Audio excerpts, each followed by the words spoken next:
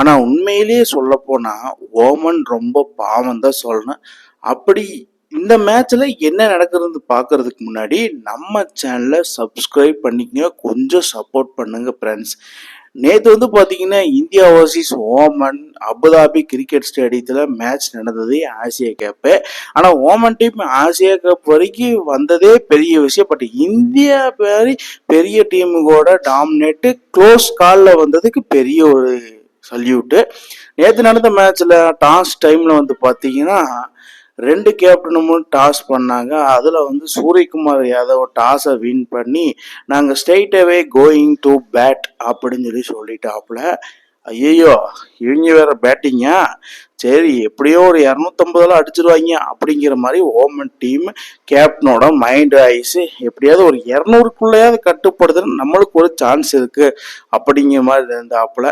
சரி first பேட்டிங்கை start பண்ண Indian team ஓப்பனரான Abhishek Sharma அவர் என்ன பண்ணுவார், வழக்கம் போல் போட்டு பொலன்னு பொழந்துட்டாப்புல.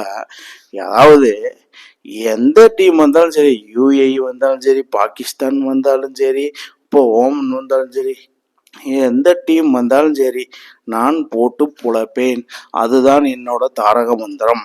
அந்த மாதிரி போட்டு பொலன்னு பொழந்துட்டாப்புல.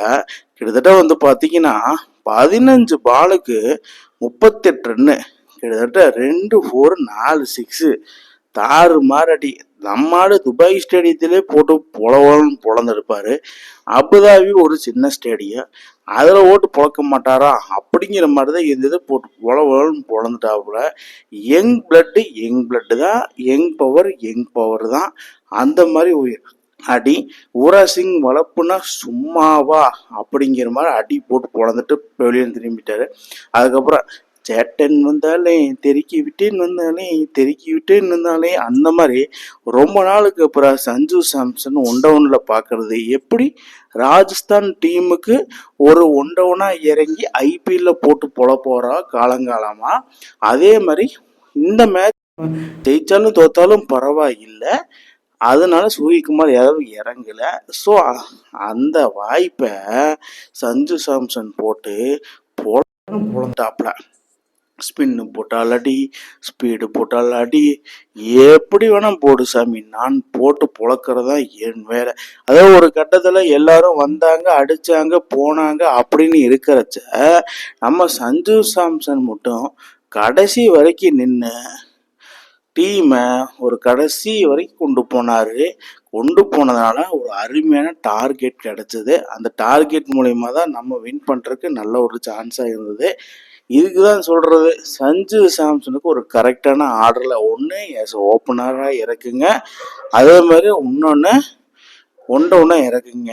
சுப்பன் கில் எதுக்கு இருக்கிறான்னு தெரியல, ஐஸ் கேப்டனா அடிக்கிறதே இல்லை, ஒரு சின்ன டீம் கூட அடிக்கிறது இல்லை. அப்புறம் அவர் எதுக்கு இருக்கிறாருன்னு எனக்கு ஒன்றும் தெரியல. எனக்கு சுப்பன் கில்லை தூக்கிட்டு சஞ்சு சாம்சன் உள்ள போட்டு பின்னாடி ஜிட்டி சர்மா இறக்கி விடலாம், செம்மையாக இருக்கும் பேட்டிங்கில். முன்னப்போ அதை எப்படி வைஸ் கேப்டனை தூக்குவாங்க அப்படிங்கிற மாதிரி ஒரு கேள்வி இருக்கு. ஆனால் இந்த மாதிரி பெரிய பேட்ஸ்மேன்லாம் அடிச்சுட்டு இருக்க சமயத்தில் கலீம்னு ஒருத்தன் போட்டு இந்தியா டீமே தம்பித்து வைத்து தரணும் அந்த மாதிரி பவுலிங் பண்ணிட்டு இருந்தாப்ப. அதாவது ஒரு பெரிய டீமோட பர்ஃபார்மன்ஸ் பண்ணால் ஒரு சின்ன டீமுக்கு தனியாக தெரிவாங்க, அந்த சின்ன டீமில் தனியாக தெரிவாங்க.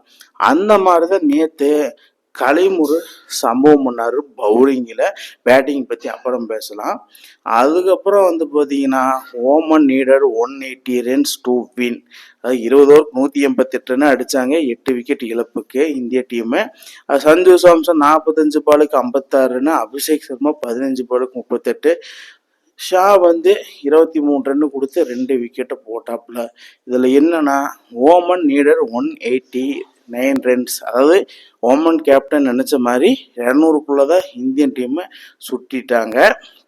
அதுக்கப்புறமா செகண்ட் பேட்டிங் ஸ்டார்ட் பண்ண ஓமன் டீமை ஜித்தேந்தர் சிங் இவர் தாங்க வேற மாதிரி அப்படின்னு நினச்ச கேப்டனா 200க்குள்ளே சுட்டியாச்சு, நம்ம இது எப்படியாவது வின் பண்ணியே ஆகணும் அப்படிங்கும்போது ஓப்பனிங்கில் நல்ல ஒரு ஸ்டார்ட் கொடுத்தாங்க. எனக்கே ஷாக்கு. இது என்னடா ஓமன் டீமா இல்லை ஆஸ்திரேலியன் டீமா அப்படிங்கிற மாதிரி ஒரு ஷாக்கு. 2 பேரும் செமையாக பர்ஃபார்ம் பண்ணாங்க, கலீமும் ஜித்தேந்தர். அப்புறம் சடனாக குல்தீப், அதாவது ஒரு பிரேக் த்ரூ வேணும்னா சடனாக ஒரு ஸ்பின்னிங் டிபார்ட்மெண்ட்டில் குல்தீப் யாதவ் பவர் பிளே முடிஞ்சாலே ஸ்ட்ரைட்டாகவே குல்தீப் யாதவை கொண்டு வந்து ஒரு பிரேக் த்ரூ கொடுத்துறாங்க. அதே மாதிரி தான் நேற்று சூர்யாவும் பண்ணாப்புல. வாப்பா குல்தீப் ஒரு விக்கெட் எடுத்து விடு அப்படிங்கிற மாதிரி பாலை கொடுத்தாரு. டப்புன்னு ஜத்தீந்தர் சிங்கை தூக்கிட்டாங்க. அது போல்ட் அவுட்டு. அவருக்கு எப்படி பால் வந்ததுன்னு அவருக்கு தெரியல, யூவிக்க முடியல. அப்புறம் வழக்கம் போல குல்தீப் யாதவ் இதே மாதிரி பர்ஃபார்மன்ஸ் பண்ணால் சீக்கிரம் வீட்டுக்கு கிளம்பிடலாம், ஸ்ட்ரெயிட்டாகவே சூப்பர் 8க்கு போயிடலாம் அப்படிங்கிற மாதிரி. ஆல்ரெடி போயாச்சு, இருந்தாலும் இந்த பரம எதிரான பாகிஸ்தானோட சண்டே சந்திக்கிற மாதிரி ஒரு ஏற்பாடு பண்ணி விடு அப்படிங்கிற மாதிரி தான் இருந்தது. செம பர்ஃபார்மன்ஸ் பண்ணிட்டு இருந்தாப்புல குல்தீப். அதாவது இந்த சீரீஸ் ஃபுல்லாமே குல்தீப் வேற லெவல் சம்பவத்தின் மேலே சம்பவம் பண்ணிட்டு இருக்காரு. அதாவது துபாய் ஸ்டேடியம்னாலே பையனுக்கு வேற மாதிரி போல. அதுக்கப்புறம் வழக்கம் போல ஹார்திக் பாண்டியா ஒரு விக்கெட்டு, அப்புறம் எல்லாரும் தலா ஒரு விக்கெட்டு. அதுல பெரிய விஷயம் என்னன்னா, ஓமன் 4 விக்கெட் தான் லாஸ் பண்ணியிருக்காங்க. பட்டு 167 ரன் வரைக்கும் போயாச்சு அப்படிங்கிற மாதிரி தான் இருந்தது. ஹார்திக் பாண்டியா ஒரு அவுட்ஸ்டாண்டிங் ஸ்பெல்லை போட்டு ஒரு விக்கெட்டை தூக்கிட்டாரு. ஒரு விக்கெட்டு தூக்குறது இல்லாமல் ஒரு கேட்ச் ஒன்று பிடிச்சாருங்க. அட்டே அப்பா, அதாவது ஒரு ஃபிட்னஸ் சொல்ல. ஆனால் விராட் கோலி மாதிரி ஒரு ஆள் தான் பிடிக்க முடியும். அந்த மாதிரி விராட் கோலி சடேஜா மாதிரி வரலாம். இதை நான் பேட்டிங்கை பற்றி பேசலாம்னு சொல்லியிருந்தேன். கலீமை முன்னாடியே நான் சொல்லியிருந்தேன். அதாவது பவுலிங்கும் ஒரு பல மாஸ், அதே மாதிரி பேட்டிங்லேயும் ஒரு மாஸ் பண்ணிட்டாப்புல. அதாவது 50 அடிச்சிருக்காரு. இவரோட சேர்ந்த மிர்சா அவரும் ஒரு 50 அடிச்சிருந்தாரு. வேற லெவலில் 2 பேரும் சம்பவம். என்னதான் கடைசி வரைக்கும் கொண்டு போனாங்க மேட்சை, கடைசி வரைக்கும் கொண்டு போய் எப்படியாவது ஜெயிச்சிடலான்னு பார்க்கும்போது அதுக்கப்புறம் வந்தான் பாருங்க நம்ம என்னடா கொண்டையன் பேக் டு தி அட்டாக் கிரவுண்டுக்குள்ள ஒரு விக்கெட் போடாம இருக்கிறானே அப்படின்னு சொல்லி நான் இருந்தேன். கொண்டையன் நன்று அழைக்கப்படுகின்ற ஹர்தீப் சிங் ஆப்னாண்ட நீ ஏன் இருக்கும்போது நீ வின் பண்ணிடுவியா அப்படிங்கிற மாதிரி போட்டான் பாருங்க ஒரு விக்கெட்டு டம்முன்னு. அதன் மூலயமா இந்தியாலேயே first Indian 100 wickets in T20, அதாவது ஹார்திக் பாண்டியா அண்டு பும்ரால இருக்கிற பெரிய தலைகள் இருக்கும்போது ஹர்தீப் சிங் தனியாக தெரிஞ்சிட்டாப்புல. ஃபைனலி என்ன 20 ஓவர் 188 ரன் இந்தியா அடித்தாங்க. ஆனால் 20 ஓவர் 167 ரன் மட்டும்தான் அடித்தாங்க முடிஞ்சது.